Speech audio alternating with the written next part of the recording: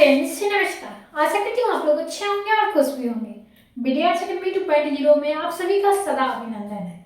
तो आज मैं रोशनी में बीडीआर अकेडमी 2.0 पे लेकर आ चुकी हूँ आप लोगों के लिए बीएड फर्स्ट ईयर से रिलेटेड वीवीआई क्वेश्चन, जिसमें आप लोगों को बीएड से हर एक अपडेट आप लोगों को मिलने वाली है। तो कोई भी अपडेट मेरे से छूट रही है तो आप लोग जरूर नहीं बताइएगा। अगर आप लोगों को कोई भी सूचना चाहिए, कोई भी समस्या का हल चाहिए, तो आप लोग कृपया करके हमारे क्लास में ज्वाइन कीजिए और कमेंट कीजिए। आप लोगों को टेलीग्राम का लिंक भी मिल जाएगा, व्हाट्सएप नंबर भी मिल जाएगा। आप लोग कहीं भी जाकर संपर्क कर सकते हो और अपनी समस्याओं को रख सकते हैं रोशनी मैम के सामने। तो आज मैं बीएड फर्स्ट ईयर में आप लोगों को लास्ट कोर्स बतलाने वाली हूँ, जो प्रैक्टिकल के तौर पर कॉलेज में ही कराया जाता है। तो आप लोगों को प्रैक्टिकल के तौर पे आप लोगों को कॉलेज में ही कराया जा रहा है ईपीसी 3, यानी क्रिटिकल अंडरस्टैंडिंग ऑफ आईसीटी, यानी सूचना एवं संप्रेषण के तकनीकी समझात्मक समझ के बारे में आप लोगों को समझने की है। अगर बिहार के कोई भी कोने से अगर बीएड कर रहे हैं तो आप लोगों के लिए यह सुनहरा मौका है। आप लोगों को बीएड मुफ्त क्लास कराई जा रही है सिर्फ रोशनी मैम के क्लास में। तो आप लोगों का आज क्लास 10 होने वाला है। अगर आप लोगों का सेशन 25 से 27 है तो आप लोगों का एक नोटिफिकेशन कर दे देती हूँ। आप लोगों का जो है एग्जाम होने वाला ही है 4 जून से आप लोगों को। तो आप लोग 4 जून 2026 से आप लोग तैयारी पहले से ही कर लें, ताकि आप लोगों को एग्जाम देने में कोई भी समस्या, कोई भी कठिनाई ना हो। तो चलिए, हम ऐसे ही नोटिफिकेशन के लिए आप लोग क्या करिएगा, रोशनी मैम को ज्वाइन कीजिए, बीडीआर अकेडमी 2.0 को फॉलो कर लीजिए। चलिए, अब हम लोग क्या करते हैं, अब हम लोग चलते हैं क्वेश्चन आखिर है क्या। हमें critical understanding of this ICT में हमें क्या पढ़नी है, तो हमें पढ़नी है सूचना एवं संप्रेषण तकनीकी समझात्मक समझ में आप लोगों का आज का क्वेश्चन रहने वाला है लर्न और मॉन की विशेषताओं और कार्य को क्या करना है, वर्णन करना है। और साथ ही एक क्वेश्चन और है जो उस पे क्या करना है, लर्न और मॉन पे क्या करना है, टिप्पणी लिखनी है। तो आज आप लोगों का क्वेश्चन 2 मिल रहा है। यहाँ पे एक ही आंसर में आप लोगों को दो क्वेश्चन का उत्तर मिलने वाला है।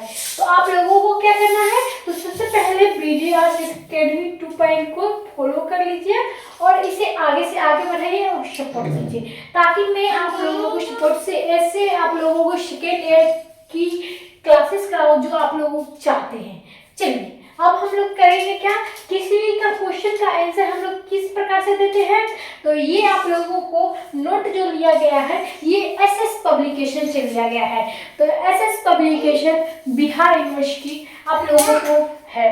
तो आप लोगों का आज मैं बिहार यूनिवर्सिटी से आप लोगों को क्या है, एसएस पब्लिकेशन से लिया गया बुक है, जो आप लोगों को मैं पीडीएफ के तौर पे बतलाना चाहती हूँ। तो कंप्यूटर नेटवर्क के मुख्य कार्य विभिन्न उपयोगिताओं में मध्य आंकड़ों को उचित और स्थानांतरण करना होता है, जिससे आंकड़ों का जो स्थानांतरण इस बात को भी ध्यान रखता है कि आगे का स्थान सही हो या किसी प्रकार का हानि तो न हो।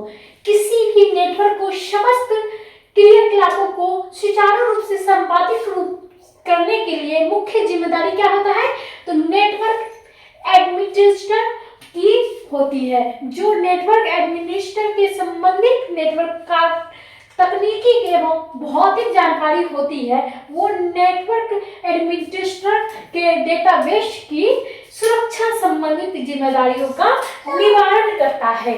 इसी को हम लोग क्या कहेंगे, नेटवर्क एडमिनिस्ट्रेटर जो डेटाबेस है, उसे नेटवर्किंग स्रोतों में एवं सुविधाओं को सहभागिता की एक अवधारणा किसी भी नेटवर्क में एक से अधिक कंप्यूटर को आपस में जोड़ने का काम करता है। और नेटवर्क के विभिन्न प्रकार है, स्रोतों को सहभागिता किया गया है। उदाहरण के लिए आप लोगों को क्या बताएंगे, प्रिंटर, फैक्स, मॉडल, डाटाबेस इत्यादि। किसी भी एक तंत्र को अलग करते हैं या सहायता में नेटवर्क को जोड़ा जा सकता है और स्थित सभी तंत्र को क्या किया जाता है, तो स्थित सभी तंत्र को समान कम्युनिकेशन नियमों को पालन करना पड़ता है, जिससे क्या होता है, डाटा आदान प्रदान होता है और इसे आदान प्रदान करने में आसानी भी होती है। अब हम लोग क्या करेंगे, किसी नेटवर्क की कंप्यूटर्स के माध्यम से सूचना को आदान प्रदान के लिए प्रयुक्त होने वाले नियमों को क्या कहते हैं, प्रोटोकॉल कहते हैं। अब क्या करना पड़ता है, तो किसी भी नेटवर्क को ट्रांसमिशन के होने पे प्राप्त नहीं है कि उसमें सूचनाएं आदान प्रदान की आवश्यकता रूप में हो, ऐसी कोई भी आवश्यकता जरूरी नहीं है। अब क्या करेंगे, किन्हीं दो मनुष्य के आपस में सूचना को आदान प्रदान करना हो तो क्या करेंगे, उन्हें किसी भी माध्यम को आवश्यकता पड़ेगी। क्या करनी पड़ेगी, अगर दो व्यक्ति अगर बात कर रहे हैं आपस में या उनके अपने विचारों को दूसरे व्यक्ति तक, दूसरे मनुष्य तक पहुंचाना होगा तो हमें क्या करनी होगी, तो हमें किसी भी माध्यम की आवश्यकता पड़ेगी। उसकी क्या आवश्यकता है, तो कंप्यूटर नेटवर्किंग के मुख्य उद्देश्य में कम समय में अधिक सुविधा प्राप्त कर कम खर्चे में कार्य की संपादित करने में क्या करता है, नेटवर्क को एक संसाधन से समुचित उपयोग कर सकते हैं। इसी को हम लोग क्या कहेंगे, कंप्यूटर प्रोटोकॉल। चलिए अब हम लोग आगे चलते हैं, क्या करते हैं, हम लोग आगे चलते हैं। आगे में हमें क्या जाननी है, आगे में हम लोगों को जाननी है, आप लोगों को यहाँ पे एक करके सारी सुविधा दी जाएगी। उससे पहले आप लोग क्या करिएगा, क्लास को लाइक कीजिए, क्लास को शेयर कीजिए और क्लास को आगे से आगे बढ़ाइए। चलिए हमें क्या करना पड़ता है, तो कंप्यूटर के नेटवर्क के मुख्य दो प्रकार होते हैं। कौन कौन से प्रकार होते हैं, कंप्यूटर के मुख्य दो प्रकार होते हैं। आप लोगों को पहला क्या है, पहला है सीमित क्षेत्र नेटवर्क, लोकल एरिया नेटवर्क, यानी कंप्यूटर संचार में कंप्यूटर का संचार जो होता है वह तकनीकी मानी जाती है। क्या मानी जाती है, लोकल एरिया नेटवर्क यानी LAN मानी जाती है, जो कम दूरियों में स्थित दो या दो से अधिक कंप्यूटर को क्या करती है, परस्पर जोड़ने का तरीका बताती है। और LAN क्या कंप्यूटर में आपस में जोड़ने का रास्ता अत्यधिक विश्वसनीय तरीका होता है। इससे क्या होता है, इससे स्थापित जो होता है, स्थापित करना होता है और नियंत्रित करना भी अधिक सुविधाजनक माना गया है। अब हम लोग बात कर लेते हैं LAN की, तो जोड़ने के लिए कंप्यूटर को अतिरिक्त हार्डवेयर की आवश्यकता पड़ती है और LAN की एक बार कनेक्ट होने पर वो कोई भी LAN से जुड़े वो कंप्यूटर अपना डाटा भेज सकता है या डाटा प्राप्त कर सकता है। और LAN high speed euro network होता है। तो क्या होता है, तो LAN जो होता है वो तेजी से स्पीड से आप लोगों को जो है यूरो को यानी नेटवर्क को होता है। अब हम लोग बात कर लेते हैं, जो एक छोटा भौगोलिक कवर कर लेता है, यह सामान्य रूप से आप लोगों को अन्य डिवाइसों को कनेक्ट कर सकता है, जिससे साधारण LAN को वर्क स्टेशन क्या कहते हैं, वर्क स्टेशन तथा सर्वर या वर्क स्टेशन के साधारण कंप्यूटर या एक ऐसा कंप्यूटर जिससे क्या होता है, मल्टी यूजर तथा मल्टी टॉक्सिक क्षमताओं को नेटवर्क में सर्वर में, जैसा कि नाम से पता चलता है, क्या कहते हैं, सर्वर, जैसा कि नाम से पता चलता है। और नेटवर्क की हम लोग बात कर लेते हैं, तो नेटवर्क जो वर्क स्टेशन की विशेष सेवाओं देता है, जो एक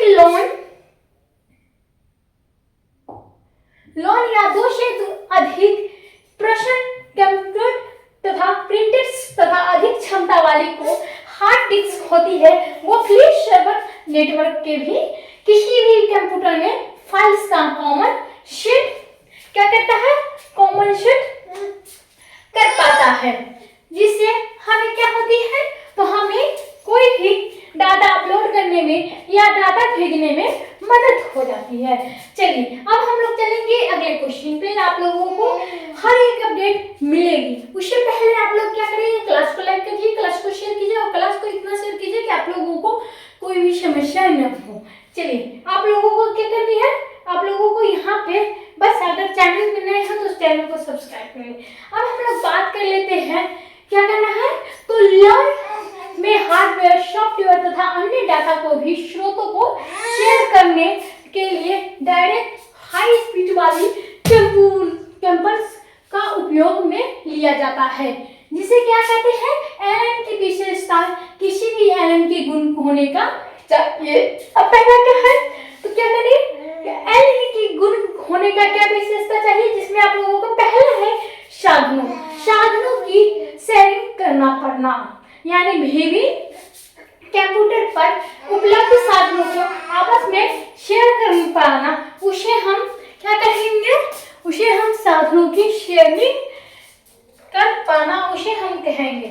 चलिए आप लोगों को क्या करनी है, आगे आप लोगों को आंतरिक जो होती है, इससे प्रत्येक कंप्यूटर को पृथक महत्व के संसाधनों को लगाने की आवश्यकता समाप्त हो जाएगी, और इसके आंतरिक शेयरिंग के होने के कारण कि एक कंप्यूटर में बनी फाइल किसी भी अन्य फाइल को अन्य कंप्यूटर को देख पाते हैं। अब हम लोग क्या करेंगे, जानेंगे अगला जो गुण है उसके बारे में। तो अगला गुण क्या है, तो अगला गुण आप लोगों को ट्रांसमिशन के उच्च दरों में क्या होता है, हाई ट्रांसमिशन रेट जो होता है, प्रत्येक यूजर में अपने डाटा को जल्दी से जल्दी पहुंचाना चाहता है, और लेन के द्वारा आपको क्या करना पड़ता है, डाटा एक कंप्यूटर से दूसरे कंप्यूटर तक अधिकतम गति से पहुंचाने में क्या होता है, सक्षम होता है, और गति कंप्यूटर की गति पर निर्भर करती है। अब हम लोग चलेंगे तीसरा पॉइंट क्या है, निश्चित भौगोलिक सीमाएं। निश्चित भौगोलिक सीमाएं क्या होती है, लिमिटेड ग्राफिकल रेंज, यानी हालांकि यह भौगोलिक सीमा निर्धारित नहीं है, फिर भी 10 से 12 किलोमीटर के क्षेत्रफल में कंप्यूटर को एलन के माध्यम से जोड़ा जा सकता है। और एलन के दो प्रकार है, प्रारंभिक नेटवर्क के बीच में खड़ा होता है, और कंप्यूटर के अंदर जो प्रयुक्त बस एक हार्डवेयर के दूसरे हार्डवेयर से जोड़ती है, तथा आध्यात्मिक दूरियों का तक संचार करने वाली टेलीफोन नेटवर्क है। अब हम लोग चलेंगे क्या, अब हम लोग चलेंगे आगे क्या है, तो आगे हमें जाननी है क्या, तो हमें आगे जाननी है यहाँ पे न्यूनतम अशुद्धि दर क्या होती है, न्यूनतम अशुद्धि दर क्या होती है। अब लेवल एयर रेट हमें जाननी है, जो चौथा पॉइंट है आप लोगों के सामने, एक ऐसा अविश्वसनीय सिस्टम जो आपके डाटा को रूप में परिवर्तित करके अशुद्ध कर दे, किसी भी काम को नहीं होता है। एलन के अंदर क्या होता है, इन अशुद्धियों को खोजने तथा उन्हें दूर करने का उपाय भी किए जा सकते हैं, और इन्हीं कारण एलन के द्वारा भेजे गए डाटा को अशुद्धियों की संभावना बहुत ही क्षीण होती है, इसी को न्यूनतम अशुद्धि दर कहा जाता है। अब हम लोग अगले पॉइंट पे चलेंगे। अगला पॉइंट क्या है, पांचवा। अगला पॉइंट नेटवर्क ऑपरेटिंग सिस्टम की उपस्थिति क्या होती है। अब हम लोगों को क्या जाननी है, नेटवर्क ऑपरेटिंग सिस्टम की उपस्थिति क्या होती है। किसी भी एलन के नेटवर्क ऑपरेटिंग सिस्टम जो होता है एनओएस की उपस्थिति होती है, जिससे क्या होती है, इसमें आवश्यकता एनओएस के कारण नेटवर्क सभी कंप्यूटर प्रभाव संवेदन करते हैं और तथा यूजरों को लिए कार्य करते हैं और अधिक आसान हो जाता है।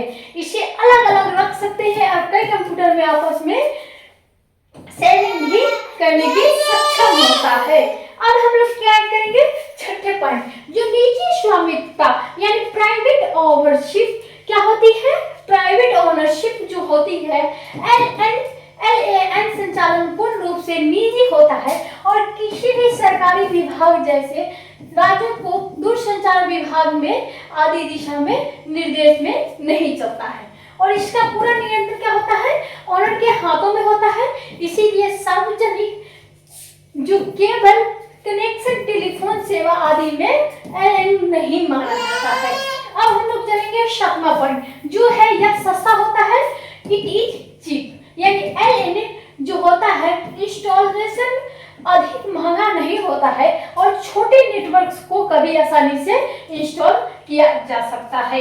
इसीलिए आप लोगों को क्या है, आप लोगों को यहाँ पे सारी बातें बतलाई गई है, जिसमें क्या करनी है, हमें क्या जाननी थी, आप लोगों के सामने सारी बातें यहाँ पे एक एक करके रखी गई है। यानी सीमित क्षेत्र नेटवर्क में हमें 6 बातों को पता चला है और 6 बातें आप लोगों के सामने प्रस्तुत की गई है। अब हम लोग क्या करेंगे, हम लोग दूसरा पॉइंट क्या है, तो दूसरा पॉइंट यहाँ पे विस्तृत क्षेत्र नेटवर्क, यानी विस्तृत क्षेत्र नेटवर्क में हमें क्या करना है। तो यहाँ पे करना क्या है, जैसा कि नाम से पता लग रहा है कि वन एक बहुत बड़े भौगोलिक क्षेत्र के अंतर्गत कार्य करता है और इस प्रकार को नेटवर्क किसी एक दूसरे से में या पूरे विश्व के कार्य कर सकता है और इस नेटवर्क के कंप्यूटर्स को अलग अलग शहरों में, देशों में, महाद्वीपों में जोड़ा जा सकता है। और इन कंप्यूटर के संचार मेट्रो और टेलीफोन लाइंस होते हैं या उपग्रहों के द्वारा होता है, लॉन्ग हॉल नेटवर्क का नाम से भी जाना जाता है। अब हम लोग क्या करेंगे, अब हम लोग चलेंगे अगले पॉइंट जिसमें वान के उदाहरण हमें प्रस्तुत किए जाएंगे। वान के जो है उदाहरण क्या है, तो वान के उदाहरण है आप लोगों के सामने, जिसमें आप लोगों को क्या करनी है, आईडोनेट और टीवी को बनाया है तथा उसने भारतीय रेलवे आरक्षण के लिए काम में आता है और नेट जैसे राष्ट्रीय सूचना केंद्र आप लोगों को नेशनल इंफॉर्मेशन सेंटर बनाया था तथा सभी जिला में जो मुख्यालय के राज्य में राजधानी में कार्य को लिए जो विश्वविद्यालय तथा अनुसंधान केंद्रों में जो आपस में जोड़ता है वो अंतर्राष्ट्रीय बैंकों में जो नेटवर्क तथा हवाई यात्रों में आरक्षण सिस्टम को क्या कहते हैं, वेन को उपयोग में लेते हैं। वेन की विशेषताएं क्या होती है, इसका पहला विशेषता है एलएन की तुलना में डाटा भेजने का निम्न दर। दूसरा हो जाएगा एलएन के तुलना में डाटा भेजते समय दोषों को भी अधिक संभावना करनी। अब क्या कहना है, तीसरी, चूंकि हमें इसे मॉडेम मल्टीप्लेक्स आदि की आवश्यकता पड़ती है अतः यह एलएन्स के अपेक्षा अधिक महंगे होते हैं। तो अभी लोग जितने बच्चे क्लास को लाइक नहीं किए, क्लास को शेयर नहीं किए, जल्दी आइए क्लास को शेयर कीजिए, क्लास को लाइक कीजिए ताकि आप लोगों को और भी अच्छे तरीके से भी क्वेश्चन आप लोगों के सामने प्रस्तुत हो और आप लोगों को समझने में कोई भी दिक्कत ना हो। आप लोग जल्दी जाइए, क्लास को नोट कीजिए और क्लास में लाइक भी कीजिए। और आप लोग कौन सी यूनिवर्सिटी से, कौन से सेशन के बच्चे हमारे क्लास को देख रहे हैं ये जरूर ही बताइएगा। चलिए अब हम लोग क्या करेंगे, चौथे पॉइंट, इसे स्थापित करना है और अत्यधिक जटिल तथा कठिन है। अब पांचवी बात क्या है, वेन की विशेषता को प्रस्तुत किया जा रहा है यहाँ पे। तो वेन के द्वारा बहुत ही बड़े भौगोलिक क्षेत्रों को क्या करती है, कंप्यूटर्स में आपस में जोड़ सकता है। और वेन के कार्य क्या है, वेन के क्या है कार्य, तो यहाँ पे पहला कार्य है जो केंद्रघातिक कार्य प्रणाली को इस प्रकार से प्रोसेस में प्रत्येक यूजर को एक मुख्य कंप्यूटर सर्वर में एक ड्रिबल जो स्वयं को कोई प्रोसेस नहीं कर सकता है और द्वारा जुड़ा होता है। यह सर्वर अत्यधिक पावरफुल होता है जो इस प्रकार से क्या करता है, इन प्रोसेस को हैंडल कर सकते हैं। चलिए, ई कंप्यूटर जो होती है उपयोग में टर्मिनल्स में आने वाले जो डाटा होते हैं स्टोर तथा प्रोसेस करने के लिए किया जाता है और सर्वर डाटा जो है स्टोर किए गए और डाटाबेस में कोई टर्मिनल खोल सकता है। तो इसका उदाहरण है कि आईडोनोट जो रेलवे आरक्षण का काम आता है। इस प्रकार जो प्रोसेस होती है वो लाभ यह है कि यूजरों को लगातार अपडेट सूचना मिलती रहती है। यही फायदा होते हैं हमें वेन के। यानी आप लोगों को जो तीसरी बात है क्या है, दूसरी बात विभाजित कार्य प्रणाली क्या होती है।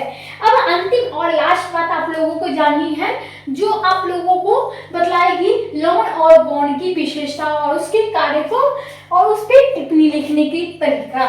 चलिए अब हम क्या करेंगे, अब हम लोग चलेंगे कि प्रोसेस में यूजर द्वारा हार्डवेयर तथा सॉफ्टवेयर की सेटिंग भी की जा सकती है और ये यूजर्स जो होते हैं एक दूसरे पास भी हो सकते हैं, दूर भी हो सकते हैं और इसमें यूजर्स इंटेलिजेंट और टर्मिनेशन पर भी कार्य कर सकते हैं। और यूजर्स दो प्रकार के डाटाबेस को एक्सेस कर सकते हैं। पहला क्या है, और दूसरा क्या है, डाटाबेस पे उपस्थित, दूसरा है सर्वर पर स्थित डाटाबेस को। आप लोगों को क्या करनी है, प्रोसेस का लाभ यह है कि यूजर महंगे हार्डवेयर और तथा सॉफ्टवेयर के शेयरिंग करने में सक्षम होता है। इसीलिए आज आप लोगों का क्लास यहीं पे खत्म होता है और अगले दिन आप लोगों को फिर से बीएड के सेकेंड ईयर यानी आप लोगों को पढ़ाया जाएगा, लेकिन आप लोगों को ईपीसी 3 में आप लोगों को क्रिटिकल अंडरस्टैंडिंग ऑफ आईसीटी में आप लोगों को कुछ सवाल अभी भी बाकी है। इसीलिए आप लोगों को मैं ऐसे ही नहीं छोड़ दूंगी, एग्जाम पर आप लोगों को मैं अपने साथ लेकर चलूंगी। चलिए, आज आप लोगों ने जान चुके होंगे कि लवण और मौन की विशेषताओं को कार्य किस प्रकार से होती है, उस पर हमें टिप्पणी किस प्रकार से लिखती है और विशेषताएं, उसकी परिभाषाएं और उसका आविष्कार किस प्रकार से होता है, ये सारी सुविधा आप लोगों के सामने पहुंच गई होगी। आज के लिए बस धन्यवाद।